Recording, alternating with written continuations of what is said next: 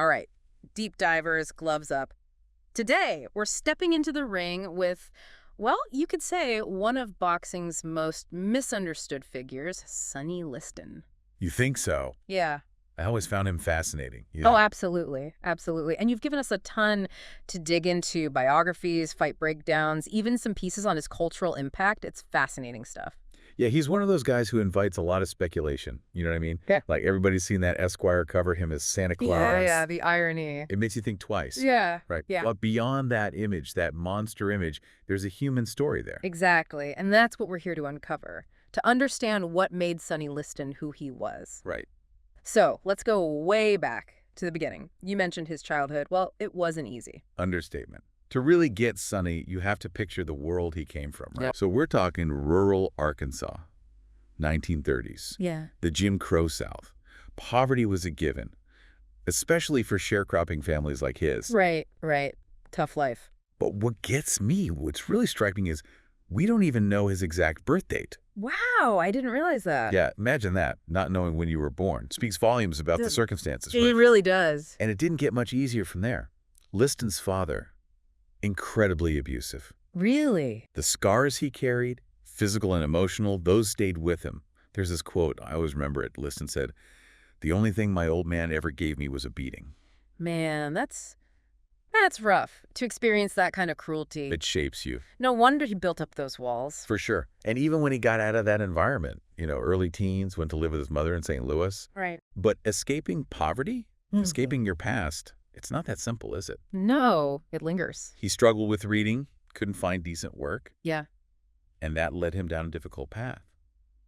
Got caught up in crime, It's easy to judge, right? To just see the criminal label. but you got to look at the bigger picture, those systemic issues at play. Absolutely. The lack of opportunity, the cycle of poverty. It trapped so many young black men back then. Still does in many ways. It's true.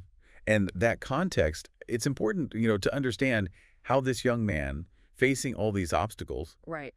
finds his way to boxing. And not just boxing, but from prison to the pinnacle of boxing. That's quite a story. Isn't it? See, this is where it gets interesting. While he's in prison, Yeah. this guy, Father Elias Stevens, he's the athletic director at Missouri State Penitentiary, Wait, a priest? a priest. He sees something in Liston. Raw talent. Talk about divine intervention. Right.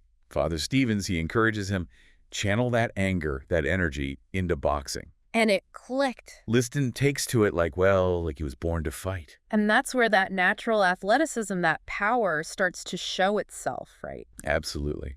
Liston's rise through the amateur ranks, it was incredible.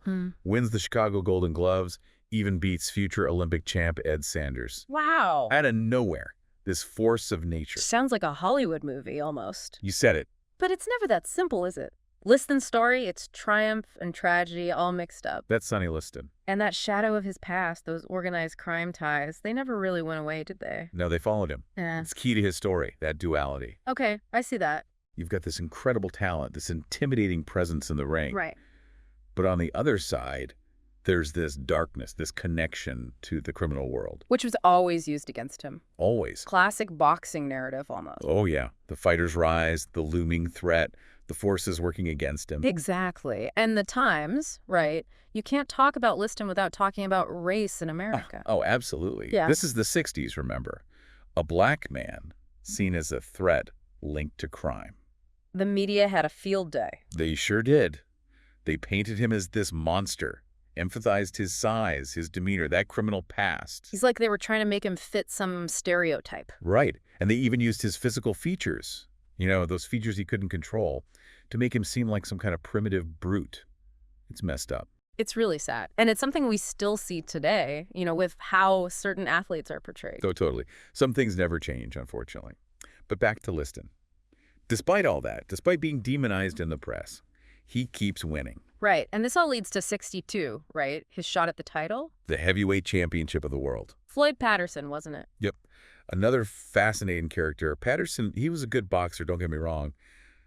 But more than that, he represented something. What do you mean? He was seen as a symbol of racial progress. A good guy, The opposite of the monster image they'd created for Liston. So it was more than just a fight. Way more. It was cultural.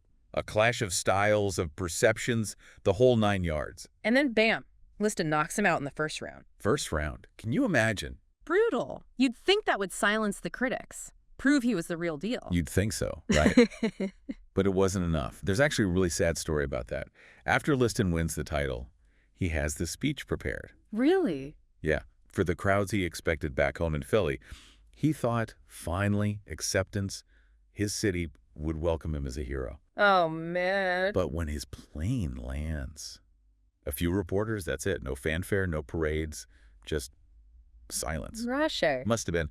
And it makes you wonder, that constant rejection, always being painted as the villain. Did it get to him?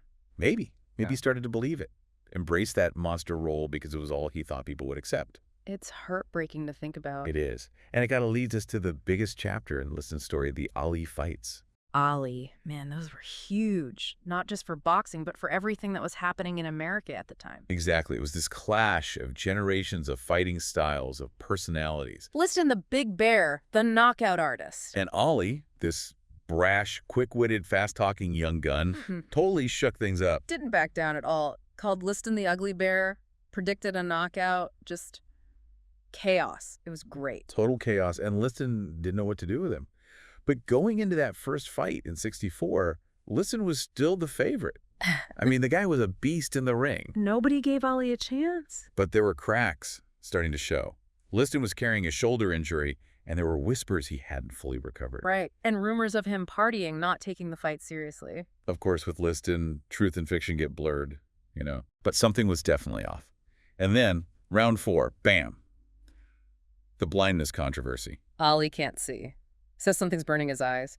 His trainer, Angelo Dundee, is going nuts. Thinks there's something on Liston's gloves. Pandemonium. Total pandemonium. To this day, nobody knows for sure what happened. Right. Was it something on Liston's gloves? Was it an accidental rub from earlier in the fight? We'll never know. And Liston, instead of capitalizing on it, he just hesitates. Which, for a seasoned pro like him, is weird. It's like he didn't know what to do. And then, next round, Ali's back, he's on fire, and Liston just quits. Stays on his stool, says he can't continue. The invincible Sonny Liston quits, just like that. Just like that. And the boxing world is stunned. Ali, the underdog, he's the champ. Now, Liston, he's branded a quitter, a has-been. What a story. And it's not over yet.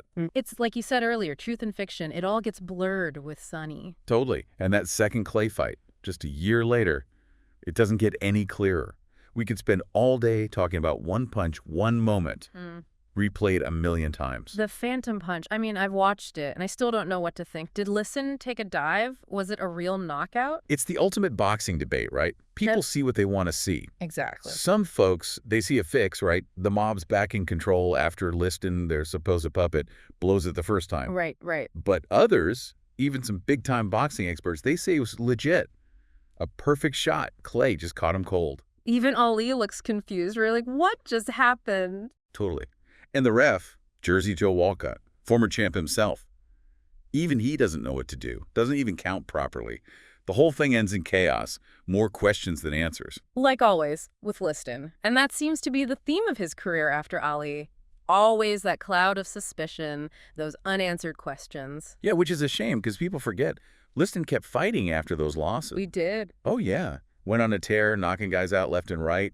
Proved he was still a force to be reckoned with. He was only 40 when he died, right? Way too young. And the circumstances around his death, almost as mysterious as that Phantom Punch. It's like something out of a movie. Found dead in his house, Vegas. The official story is heroin overdose.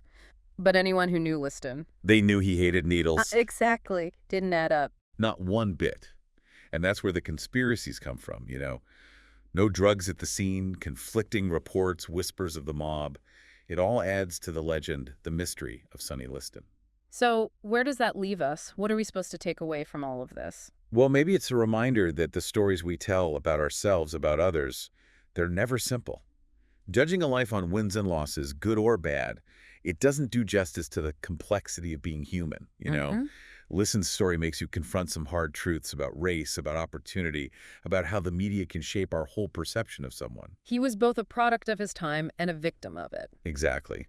Sonny Liston, he wasn't a saint, but he wasn't a monster either. Just a man trying to navigate a world that seemed determined to break him. That's it. And maybe, by remembering his story, by looking beyond the headlines, we can learn something about ourselves. Yeah. Deep stuff, even for a deep dive. Yeah. Thanks for taking us there. Anytime.